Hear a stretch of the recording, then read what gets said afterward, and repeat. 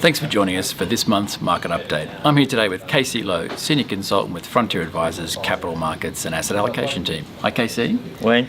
Been plenty happening. Let's start with an update on trade generally and global markets. So to give you a bit of context, let's go back in time a bit. Back in 2017, we saw global growth improve a lot across all regions. And then if we move on to 2018, growth started to slow down. And then on top of that, we had the issues with the trade war between the US and China. And as a result of these two factors, we saw equity markets fall 10 to 15% in late 2018. And then in response to that, central banks started to pause their tightening policies. They stopped increasing interest rates. And this has happened both overseas and also within Australia. The governments also responded. US and China came to the table and started to negotiate again on trade policies. But more recently, we saw an escalation in the trade tensions again. So the US this month have increased the tariffs on China from 10 to 25% on about 200 billion worth of Chinese imports into the US. And then in response, China's hit back. Yes. The Chinese government have come out and announced their own increase in tariffs on about 60 billion worth of US imports into China. Now there's a bit of a difference here because the Chinese government have also provided some exemptions to the tariffs.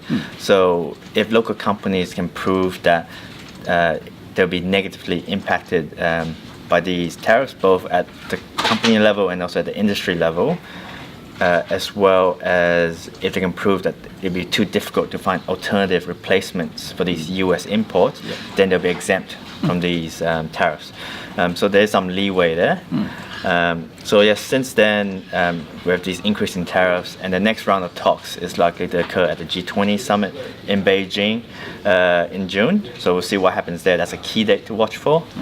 But in terms of the outcomes, our view still is that given both governments have seen the negative impacts or negative consequences of the aggressive trade talks, our view is most likely they won't try to escalate it too much going forward.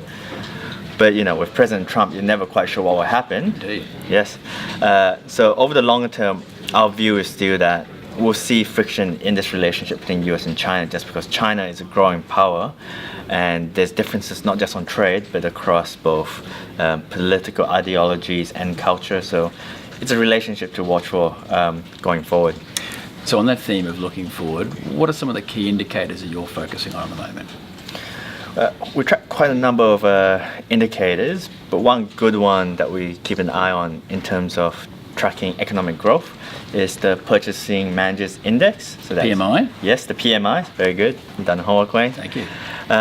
So the PMI is a monthly survey done on businesses to get their sense on the expectation and outlook on their business and on different aspects of the businesses.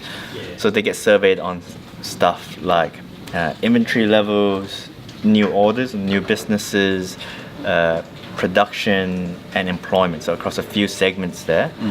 And they'll aggregate all that score, all those aspects into one score, one number.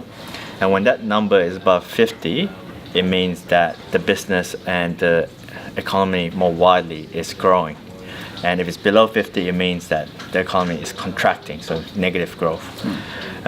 Two countries where we track the PMIs quite closely for to get a sense of the health on the economy is the US and China. So as examples, the US PMIs right now are above 50 for both the manufacturing and services sector, so meaning growth, they're still growing. But compared to 12 months ago, the score is lower, so it means that they're still growing, but at a slower pace compared to 12 months ago. Sure. And then on China, there's a bit of divergence between the manufacturing and services sector there. So the manufacturing sector in China has been heavily impacted by all this trade war that's been happening. And you can see that back in late 2018, the manufacturing sector's PMI fell below 50 for a period, and it has recovered a bit since then. While on the other hand, if you look at the services sector, which is more of a domestically driven part of the economy, that has consistently been above 50. So that shows that domestically growth is still there and they're less impacted by the trade issues that's going on. Sure, good. Certainly a lot happening, keeping you and your team busy at the moment. Look forward to hearing your insights next month. We hope you can join us then.